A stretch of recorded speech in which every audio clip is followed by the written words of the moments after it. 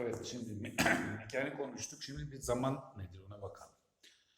Zaman mekanın çoğulu olduğunu varsayabiliriz. Yani bir program düşünün, simüle bir donduğu an resim, bir de resimler gibi yani sürekli farklarını oluşun. Yani bir şey seçiyorsun, 10 tane tuğla diyelim. Seçtin, kaç tane? 5 tane seçtin. Ama tuğlalar farklıysa bir sıralama meselesi çıkıyor. Fark yani dışarıdan irrasyonel bakış açısı getiriyor. Yani içsel veya dışsal değişimi yansıması, algı, yani gözlemci devreye giriyor burada zamanda. Yani zaman yoksa gözlemci olmaz, hareket olmaz, varlıktan da söz edemeyiz. Yani varlık aslında bir tür değişimden ortaya çıkıyor. Yani o şekilde algılayabiliyoruz. Çünkü A'dır demiştim mesela milattan önce. A ise yoktu. Çünkü bir iletişim yok. Yani A değil olmalı. A ise A yoktur. A ancak B ile veya C ile temsil edilebilir veya bir şeyin temsili olabilir. Bu da irrasyonelliğe giriyor. Bu konuda da ayrıca sanallık, irrasyonellik meselesini konuşacağız. Çünkü o çok önemli bir konu. Donanım, yazılım, Tanrı, insan ilişkisi yani insan Tanrı'nın neden yani hilafeti şeydir, hilafet değil, halefi. Anasını anlatsın kör ya. Neyse, boş ver. Dilimin ucundan gelmedi. Halife, tamam pardon, halifesi. İnsan Allah'ın neden halifesi? Çünkü onun sanal temsili. Dolayısıyla zaman kavramıyla ortaya çıkıyor. Neyse onu bir yere bırakalım. Şimdi zamanın ne olduğu yani modern bilimin bakış açısıyla bir değerlendirelim. Zamanın üç yönü var. Bir, evrenin genişlemesi. Bu da yakın zamanda bulunuyor. Hızlanarak gelişiyor. Ucuzda bir şey yani. Karanlık enerji, karanlık madde meselesi giriyor. Bu konuda da bir şey lazım yani karanlık madde. Yani görünen madde %5. O da çoğu hidrojenden oluşuyor. Yani bizim oluşturduğumuz madde külü yani bedenimizi oluşturan kül belki milyonda bir o kadar az bir maddeyle oluşmuş. Çünkü hidrojen var, o var, bu var. Ancak demir yani çok ağır metallerin birleşimiyle bir fonksiyonsel ve atalet oluşmuş ve zaman kavramı, sıralama vesaire. Ona ayrıca bakacağız. Şimdi zaman kavramının evrenin genişleme yönü var dedik. Yani evrenin genişliği. İkinci psikolojik yönü.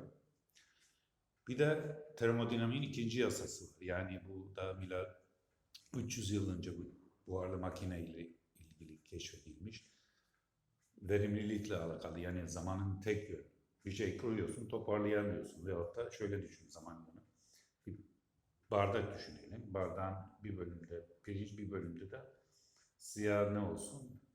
Diyelim karabiber olsun. Bunları çarkalıyorsun kutunun içinde. Neydi? Karışıyor. Ama ne kadar da çalkalarsan aynı duruma geçiyor. Milyar milyar kere. Daha fazla. Yani dolayısıyla ileri doğru olan şey geri dönmesi zor olur. Mesela hash algoritmalar var. Bitcoin'de kullanılan tek yönlü fonksiyonlar. Yani büyük bir veri var. Onun özel fonksiyonunu çıkarıyorsun. Benzeri oluşturamıyorsun. Ya algoritmaları çok az. Dolayısıyla geri döndürülemez olduğu için güvenlik amacıyla da kullanılıyor termodinamiği. İkinci yasası ve bu zamanın yönünü belirleyen bir şey. Yani ölümün sebebi de bu yani geri döndürülemez yani sürekli kaos olmuş. Ancak düşük entropi oluşturacaksın mesela ki yaşam olsun mesela güneş sürekli bize düşük entropi taşımasa dünyada yaşam biter yani. Hal uzayını büyütmen gerekiyor entropiyi düşürmek için. Dolayısıyla bu entropi çok önemli konu. Yani 5G teknolojisi de buna da yani iletişimde buna da bir matematiksel karşılığı da var. Bu konu yani cennet, cehennem kavramını, termodinamiğin ikinci yasasını bilmeden de anlayamazsın okursun. Boş okursun yani. Ne cennet nedir, cehennem nedir anlatmış orada. Ama sen termodinamiğin ikinci yasasıyla bunu okursan net olarak anlarsın. Şimdi tabii bu termodinamik psikolojik yönü, fiziksel olarak gerçekleşen bir şey var. Bir de evrenin genişlemesiyle ilgili dedim. O da Einstein'la ilgili işte çekim kuvveti, kara deliklerde zaman yavaşlıyor. Veyahut da hızlandıkça, ışık hızını hızlandıkça da zaman yavaşlıyor. Çünkü o geri dönüşümle alakalı yani fiziksel bir şeyden yani mekan, zaman fiziksel olarak var olduğu için değil, o fonksiyonel yapıdan dolayı. Çünkü hızlandıkça dönen bir şey yavaşlayacak.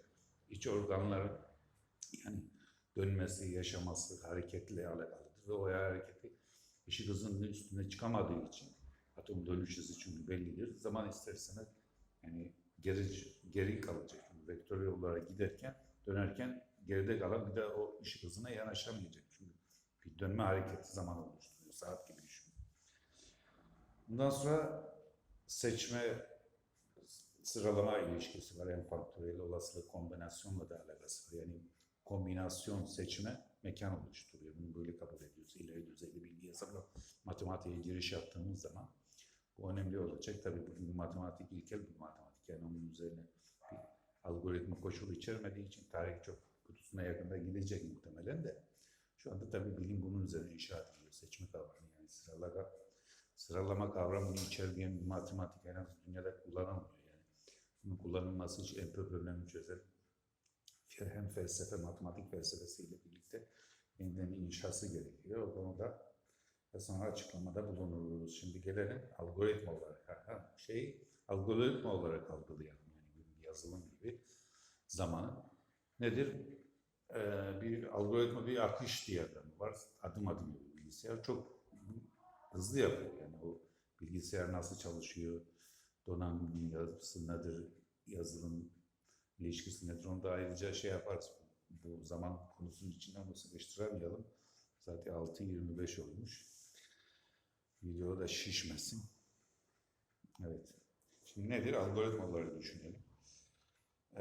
Bir akış var, bir döngü var, bir de koşul var. Yani yazılım dedim. Algoritma temeli budur. Kimse bunu yazılımcının en ileri düzeyde, bilgisayar okuyan bile bunu bu şekilde belki algılayamaz.